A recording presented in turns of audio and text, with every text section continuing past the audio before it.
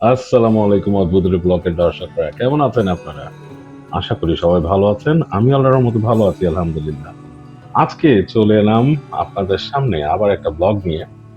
আসলে আম আমার মতো ব্লগারদের জীবনে ছন্দপতন কম ঘটে, তবে মাঝে, মাঝে ঘটে। এরকম একটা ছন্দপতন আমার ঘটেছে। আমি যেভাবে চলছিলাম তার মাঝ থেকে আ আ এমন কিছু হঠাৎ করে ঘটলো যেটা একটু এক্সাইটিং। তো এইটা হয়ে যায় অনেকের। আর আসলে আমি তো একটা সাধারণ মানুষ, মধ্যবিত্ত পরিবারের সন্তান। আমার জীবনে ছন্দপতনটা একটু মানে অর্ডিনারি হয়ে যায়। মানে খুব একটা মানে আ এক্সোটিক কিছু না বা বিশাল কিছু না আরকি। তো যাই হোক, আম এরকমই একটা ছন্দপতন ঘটেছে। তাই একটা ব্লগ নিয়ে আসলাম আপনাদের সামনে। যেটা হলো যে আমার এতদিনের সাথী যেই মোটরসাইকেল ছিল এনএস, আ পালসার এনএস 160। আমি খুব ভালোবাসতাম এনএসকে। আ আপনারা জানেন, ভালোবাসি মানে ভালোবাসতাম বলব না। আমার যে এনএস ছিল তাকে আমি অনেক ভালোবাসি। যদিও আ তাকে আমার বিদায় দিতে হলো, বিক্রি করে দিলাম। আসলে এর কারণ একটাই যে এনএস আ ছিল, আমি যখন এনএস 160 র একদম ফার্স্ট ভার্সন কিনেছিলাম, তখন কিন্তু ওই এফআই, এবিএস এগুলো কিচ্ছু আসেনি। এটাতে সিঙ্গেল ডিস্ক ছিল এবং সামনে ডিস্ক ব্রেক ছিল। তো এতে তখন অপশন ছিল না। থাকলে হয়তো আমি জানি না, তখন হয়তো অন্য অপশন কিনতাম। বাট যাই হোক, আম কিনেছিলাম। আর এটার বিএইচপি বেশি ছিল তখন। আ আ ইঞ্জিন বেশ পাওয়ারফুল ছিল। আর মানে that time it was a top dog bike. এই সেগমেন্টের মধ্যে খুব ভালো একটা বাইক ছিল এটা। মানে আমার কাছে, কারণ আমি যতটুকু এনএস সম্বন্ধে স্টাডি করেছিলাম যে এটা কাওয়াসাকি রাউজারের একটা ভার্সন। আমি বলেছি, আগের ব্লগেও বলেছি আপনাদের। তো যাই হোক, আমার সাথে ছিল, অনেক জায়গায় গিয়েছি। আমার অনেক মেমোরিজ এনএস এর সাথে। আমার ব্লগগুলো দেখলে আপনারা বুঝতে পারবেন। তা আর এখানে নিয়ে আসলাম না। অনেক সুন্দর, সুন্দর মুহূর্ত এনএস এর সাথে আছে। যাই হোক, তো সেই এনএসকে বিদায় দিলাম। এর কারণ হচ্ছে একটাই যে ওইটার মধ্যে এবিএস ছিল না। এই এবিএস ব্রেকিংটা আমার মনে খুব দাগ কেটে গেছে। এর কারণ হচ্ছে আপনারা জানেন, লাস্ট ট্যুরে যখন যাচ্ছিলাম আরকি, প্ল্যান করেছিলাম এবং রওনাও দিয়েছিলাম আমরা। সেই ট্যুরে যাওয়ার সময় রাস্তায় কিন্তু আমি পড়ে যাই বাইক থেকে। প্যানিক ব্রেক করে পড়ে যাই। মানে অল অফ এ সাডেন সামনে চলে আসে সেই স্পিড ব্রেকার। আর আমি যখন ব্রেক করি, খুব মানে স্ট্রংলি ব্রেক করছিলাম। আর যেটা হয় যখন আপনার এবিএস না থাকে, আপনি যদি হঠাৎ করে প্যানিক ব্রেক করেন, আ ফ্রন্ট ব্রেক বা রিয়ার ব্রেক যেটাই করেন, স্কিড করে বাইক। তো এটাই করছিল। বাইকের সামনের চাকা লক হয়ে পড়ে গিয়েছিলাম। তো সেটা থেকে আমার মধ্যে একটা কাইন্ড অফ এক ধরনের একটা কি বলবো যে একটা আ ভয় ধরে গিয়েছিল যে আমি প্রায় চিন্তা করতাম যে আমি স্পিডে চালাবো, আমি ব্রেক করব, আবার আমি প্যানিক ব্রেক করব, পড়ে যাব। এবং আমি নিয়ে যথেষ্ট স্টাডি করলাম যে প্যানিক ব্রেকিং এর ফলাফল কি হয়। তো সেই স্টাডি করে দেখলাম যে এইটার থেকে নিস্তার নাই। আপনার যদি এবিএস না থাকে, আপনি প্যানিক ব্রেক করলে আপনার পড়ে যাওয়ার সম্ভাবনা মানে প্রায় শতভাগ, এবং আপনি পড়বেনই। আর যদি বেঁচে যান সেটা অন্য কথা, মানে আল্লাহ রহমত করলে এটা আলাদা কথা। মানে আসলে পড়ে গেলেও সেটা আল্লাহর হাতে। বাট আল্লাহ বলছে সতর্ক থাকতে মানুষকে, যে আপনার উটকে আগে বাঁধবেন, তারপর দোয়া করবেন আরকি। যাই হোক, যদি সুযোগ থাকে তাহলে আসলে টেকনোলজিটা ব্যবহার করা ভালো। তো এই কারণেই আমি চিন্তা করছিলাম যে আসলে আমার আমার এখন এবিএস নেয়া উচিত। আর আস্তে, আস্তে বয়স বাড়ছে। এখন পড়ে গেলে কিন্তু বেশ ব্যথা পাই বা এটার অসুস্থতা থেকে যায়। আর কখন কতটুকু ইনজুরড হয় মানুষ তা তো জানে না। মানে ইনজুরি কতটা ভোগায় এটা কিন্তু মানুষ জানে না আগে থেকে। তো যাই হোক, এই কারণে আমি প্ল্যান করছিলাম এবং এই কারণে এনএসকে বিদায় দিলাম। আর এনএসকে বিদায় দিয়ে আরেকটা বাইক নিয়ে আসলাম, সেটা আপনারা দেখবেন, আমি এখন বলব না। তো যাকে আনলাম সেও কিন্তু হায়ার সিসি বাইক না। হায়ার সিসির প্রতি আমার ইচ্ছা খুব একটা ছিল না। কারণ হায়ার সিসি অ্যাকচুয়ালি ওয়েট বেশি। কন্ট্রোল করাটা একটু কষ্ট হয়ে যায়। তারপর ফুয়েল কনজাম্পশন এরও একটা ব্যাপার আছে। মূলত ওয়েটটা আমার কাছে একটা বিগ ডিল, সেটা তো অবশ্যই। তো এই সবকিছু চিন্তা করে আমি হায়ার সিসি নেই নাই। আমি একই সিসি লিমিটের মধ্যেই ছিলাম। বাট এই সিসি লিমিটের মধ্যেই আমি খুঁজে আমার সবচেয়ে যেটা ভালো লেগেছে সেটা আমি নিয়ে ফেলেছি। আ চলুন দেখে আসি কি নিলাম।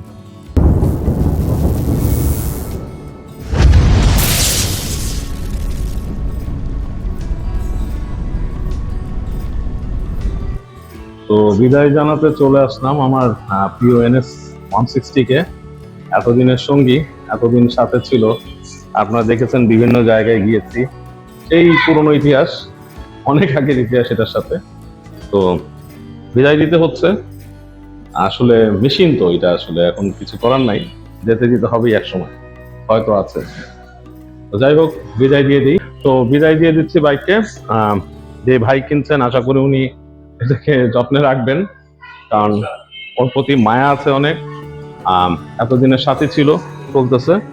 আর আপনারা দেখছেন বিভিন্ন ব্লগে, আর হয়তো ওর জায়গায় অন্য কেউ চলে আসবে নতুন, সেটা আপনাদেরকে দেখাবো ইনশাআল্লাহ।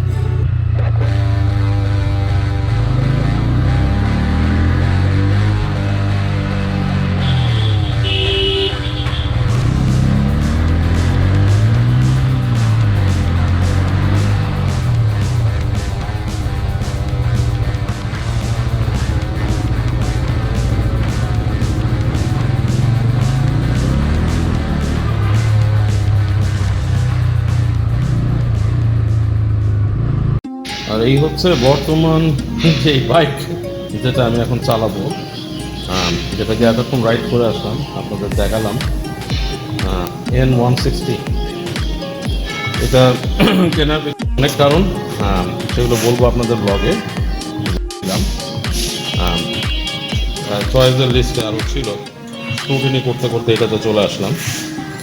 তো এই হচ্ছে বাইক। আর রাস্তায় গেলে তো দেখবেন, আপাতত একটা ডে রাইড দিলাম।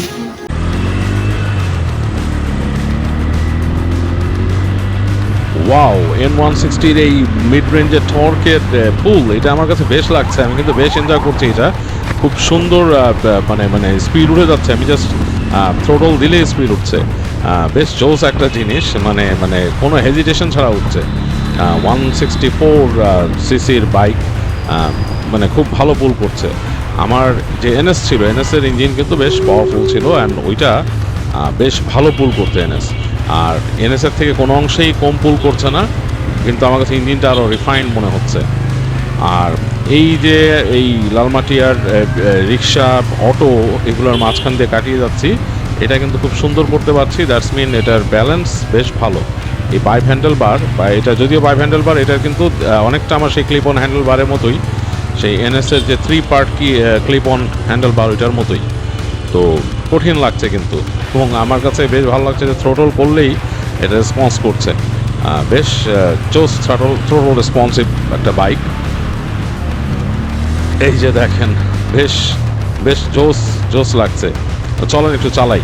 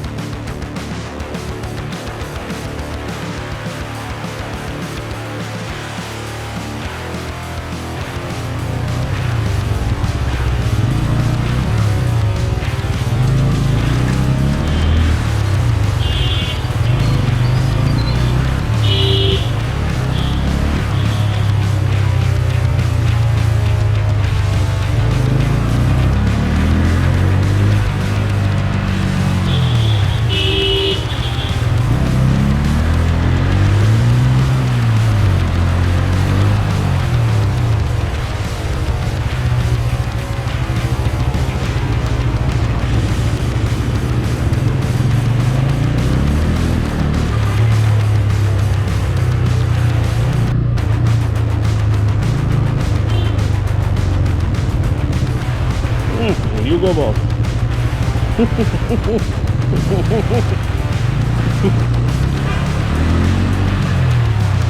আর N160 যে ইঞ্জিনের সাউন্ড, এটা কিন্তু অসাধারণ লাগছে আমার কাছে। আমি বেশ এনজয় করছি সাউন্ডটা, মানে অন্যরকম। মানে এটা যখন ফার্স্ট আমি স্টার্ট করলাম, এটার সাউন্ড শুনে আমি মানে অন্যরকম ফিল করলাম, মানে একদম মানে একটা বেশ মজা লাগলো।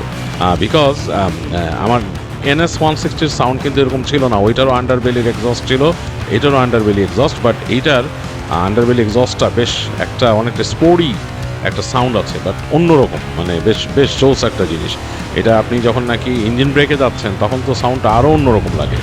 তো বেশ এনজয় করছি সাউন্ডটা, এবং বেশ ভালো লাগছে আমার কাছে। আমি এর আগে অ্যাকচুয়ালি N160 আমি চালাই নাই, বা এটা শব্দও শুনি নাই, বিকজ ওই যে ব্লগে শুনছি, বাট সামনাসামনি কিন্তু শোনা হয় নাই। তো তখন যেটা হয়েছিল যে আমি একবার আমার এনএস নিয়ে সেটা করতে গেলাম সার্ভিসিং করতে।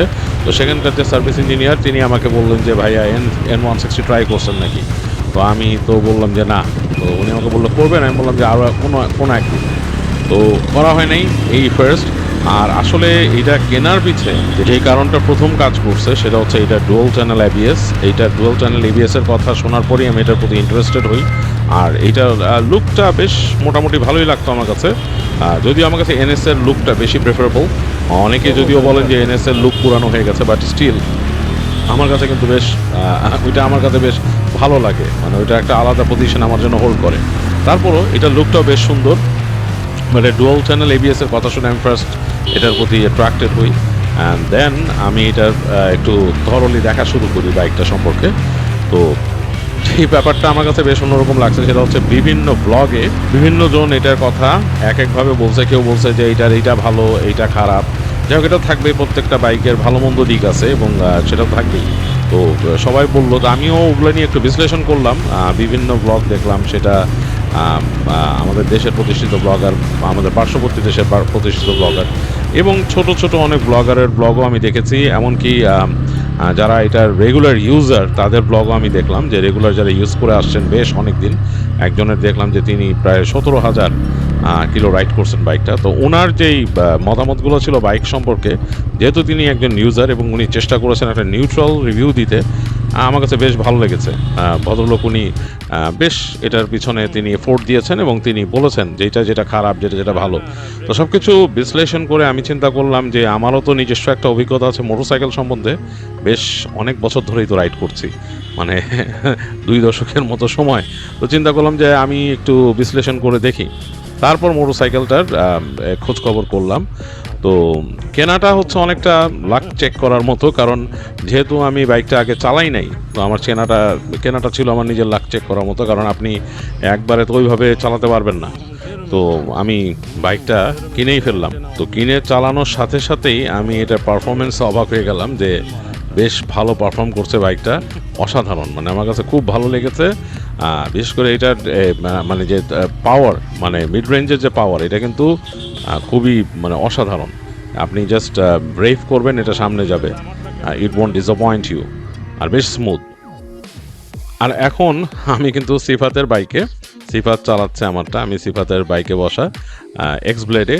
আমার কাছে বেশ ভালো লাগে এক্স ব্লেড কিন্তু খুব একটা কমফি বাইক এবং খুব সুন্দর একটা হারমোনি আছে বাইকের ভেতরে, বেশ টিউনড একটা ইঞ্জিন।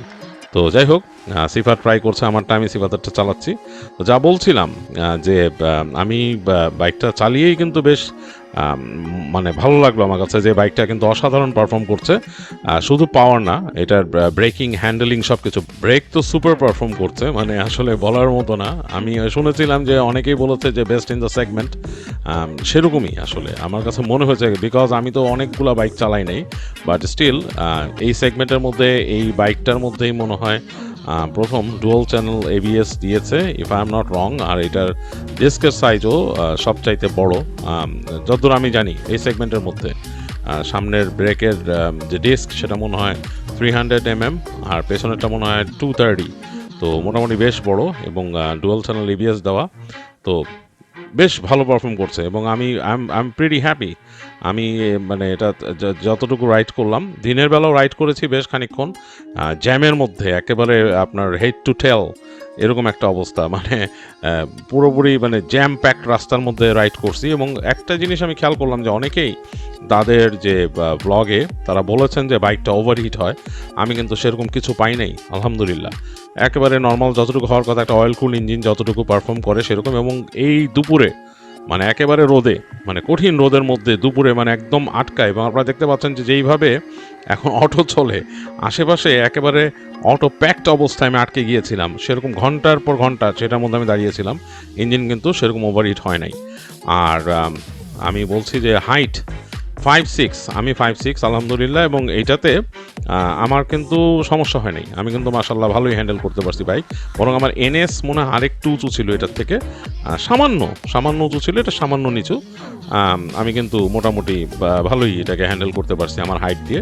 তবে ওজন একটু বেশি, বাট সেরকম না যেরকম অনেকেই বলছেন, তাদের অনেকে আছে আমি দেখছি অনেকে এটা নেগেটিভ সাইড বলতে যেয়ে বলছেন যে এটার মানে ওয়েট বিশাল, অনেকে ভুল ওয়েটও বলছেন। আমি একজন শুনছিলাম খুলনার এক ভদ্রলোক, তিনি বলতেছিলেন এটার ওয়েট নাকি 170-এর উপরে। No, it's not right. আপনি যদি আপনার অয়েল লোডেড থাকে 14 লিটার, তারপর আপনার যে 154 আই থিঙ্ক দ্য ওয়েট, তারপর যেটা অ্যাড হবে সেটা। তো আমি তো এখনও ফুল ওরকম ট্যাঙ্ক করি নাই, তারপর আমি যতটুকু দেখছি ওয়েট ম্যানেজেবল। হয়তো মানে আরও যাদের একটু হয়তো মানে ফিজিক্যাল স্ট্রেংথ কম, তাদের জন্য সমস্যা হতে পারে, পায়ের স্ট্রেংথ যাদের একটু কম আছে। আর অ্যাকচুয়ালি 5'8" হলে বাইকটাকে আরও ভালো হ্যান্ডেল করতে পারতাম, কারণ যখন ব্যাক করতে হয় তখন একটু পা দিয়ে জোরে ফোর্স করতে হয়। তো যাই হোক, আজকের মতো বাসায় চলে যাব, বাসার পথে আছি। ঘুরে আসলাম সিফাতকে নিয়ে, এখন চলে যাচ্ছে বাসার দিকে। এই সন্ধ্যার পরে ধানমন্ডির এই অংশটা দেখতে বেশ লাগে, বেশ আলোকিত এবং খুবই সুন্দর লাগে, এক্সেপ্ট ফর দিস জ্যামটা না থাকলে আরও ভালো লাগতো। তো যাই হোক, আজকের মতো চলে যাচ্ছি। সবাই আমার জন্য দোয়া করবেন, চ্যানেলটা সাবস্ক্রাইব করবেন এবং যারা রাইড করেন, রাইড সেফলি। আল্লাহ হাফেজ, টাটা।